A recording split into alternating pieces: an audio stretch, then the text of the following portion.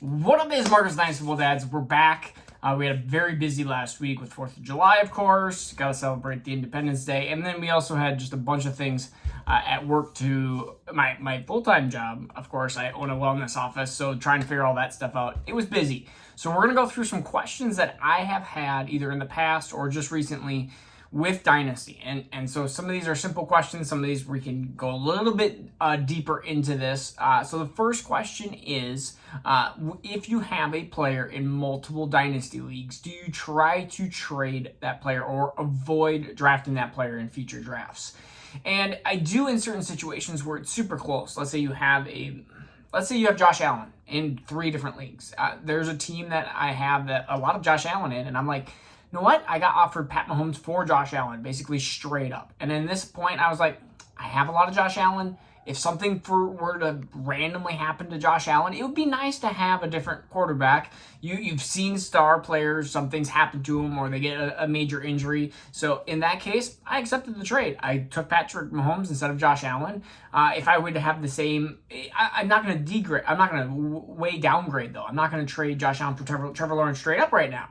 That's right now. Maybe in 12 months, maybe that does happen. But I am not going to be trying to trade. But if a trade for some reason happens and I can get adequate value, I'm okay with trading. And drafting wise, a lot of times I am still drafting best player available and then trading him down the road. There was a league where I had a ton, or I have a lot of Breece Hall shares. I've had a lot of, I'm trying to think of running backs in the past. I've had a lot of J.K. Dobbins shares, which has been, and I've traded some of the J.K. Dobbins shares away. I've kept some of the shares depending on the team. Austin Eckler was another one that I've had in a ton of leagues. And there's some Austin Eckler shares that I'm like trying to get out of immediately. And then there's some that I'm like, I'm a contender. Like I'm riding this for another year. There's one that I'm going back to back here. So I got to keep him. I got to keep him for that final year. Or unless somebody gives me that amazing value for Austin Eckler, then I'll make that trade. But am I avoiding having multiple players on multiple leagues? If I did, there would have been a time where I wouldn't have drafted Jamar Chase. I mean, there was a time where I would have made big mistakes because I didn't draft a player that I really like. And if you're smart and you like very good players, like you're not going to downgrade yourself. You're not going to, let's say, I'm trying to think of an example. You have Jerry Jeudy and Henry Ruggs. And if you like Jerry Jeudy a lot more than Henry Ruggs like I did that year, you're going to draft Jerry Jeudy no matter what over Henry Ruggs. But if they were super close, like a Jerry Jeudy and Justin Jefferson, then there might be a couple leagues where you're like, man, if I'm been stuck in this position, middle of the pack, or that 108, whatever that pick was back then, you're like, maybe I'll take a Justin Jefferson share here and there. If they're in the same tier, you're not bouncing off of tiers. I know that was a 3-minute answer to that question. Another one is, when is the best time for rookie drafts? Before OTAs, right after the NFL draft, before training camp, right before the NFL season starts?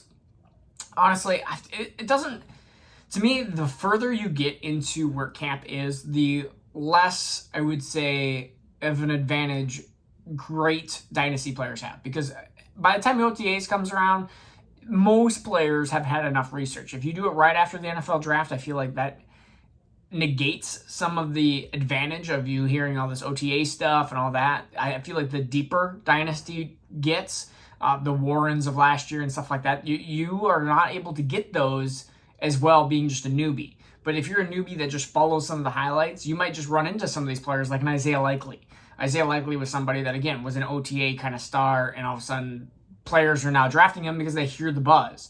Where if you were training camp and stuff like that, you wouldn't have heard the buzz. So I think there's more of an advantage to better players the closer to the draft is. That being said, it doesn't matter to me. Honestly, it really doesn't. I would say I kind of like it not right into the end of August, because that's where I have a lot of redraft stuff going on. I mean, I'm in a lot of redraft leagues. I don't want to be overwhelmed. I don't want to be overwhelmed with redraft and Dynasty, like going through rookie drafts and all of that. So sometimes it's just like nice to have a mental breather. So we have our Dynasty Dad draft. We had it in June. This is a great time right now, July to the end of the first week of August. Like, let's get some Dynasty drafts going. I think that's going to be a perfect time. Who is a better Dynasty stash, James Cook or Zamir White? In my opinion, I think it's James Cook. I know that Zamir White was a highly touted running back out of Georgia that is backing up a running back that might hold out. But still, James Cook, in my opinion, is the better, more talented running back on a better team. So I'm going to take James Cook there. I know that's just a random conversation that was had. And then the next one is, would you rather have Jamar Chase or Justin Jefferson? Now, I'm a Minnesota Vikings fan. I would love to just watch.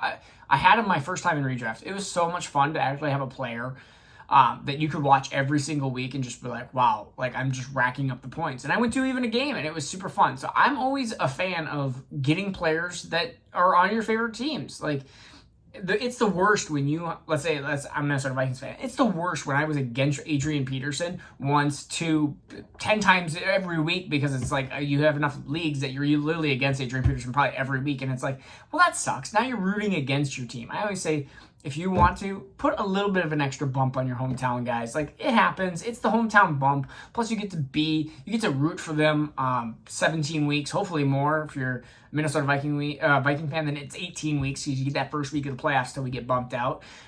So I think that, yeah, give me Justin Jefferson over Jamar Chase. Yeah, he's going to get the hometown bump here. And then the next one is, what is your faith level at Kyle Pitts? What is your faith level on Kyle Pitts? It's my faith level pre-draft was like a 10. And now my faith level is probably a 6 because they still don't have a quarterback. You now have a highly talented running back in Bijan. They don't have to throw the ball that much. You also have a really talented wide receiver in Drake London. And Kyle Pitts was injured last year. And so, yes, he's extremely talented, but we've seen these extremely talented tight ends not pan out in the NFL. Now, Kyle Pitts is the best tight end that I have basically watched film on ever. But we have seen other talented tight ends, not as talented, O.J. Howard and Njoku and stuff, that have been extremely bad busts. Even Evan Ingram has been a majority of his career a huge bust, even having a good rookie year. So there is some concern about Kyle Pitts. He is not that automatic, like, oh my goodness, he's up in that Jamar Chase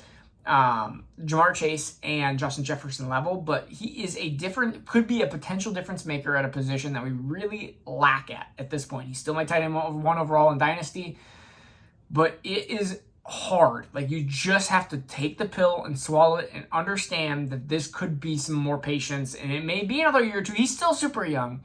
I mean, if you get 6 years out of Kyle Pitts from the age 25 to 31, you're talking about still a great career. It just may not be as great as we originally thought, which was going to be a game, like a generational type talent, which I still think he has those abilities, but it just seems to be lacking ever so slightly.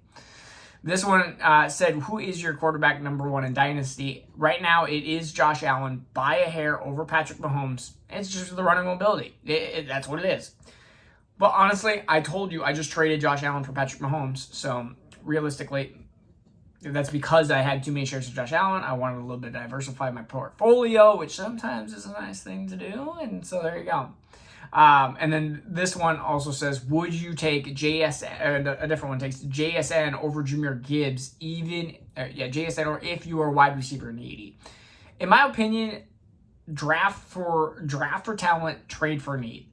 If you have a league that you can't trade for need, if you can't make trades, it's not a good dynasty league. So I honestly would be drafting Jamir Gibbs, and I'd be trying to figure out how to trade a different running back for a wide receiver. That is 100% what I would do every single time. Jamir Gibbs is my number 2 player.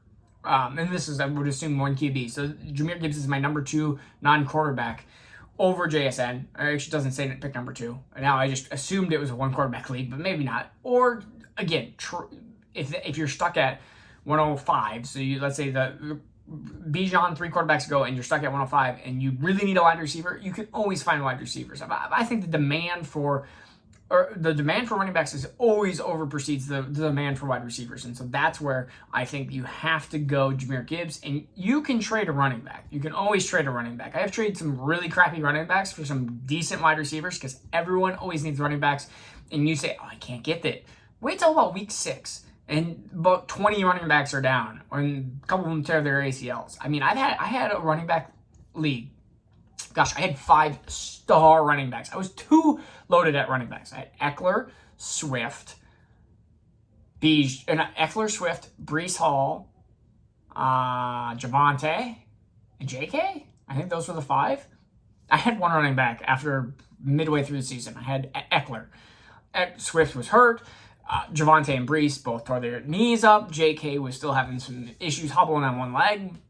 Even the best of teams can struggle and need running backs. And so then I ended up having Bam, Zonovan Knight, as my savior in that league. So you just never know. And I traded for Bam for an absolutely garbage nothing, and I loved it. But again, he didn't need him. He was like, hey, I'm just rebuilding team. Just give me like a 3rd round pick. And I was like, there you go. He's a 1 week flash in the pan. He ended up being a little bit more than that. So again, you just always need running backs. This is Marcus Dynasty with Dads. Peace out. Take care. We'll see you again very soon.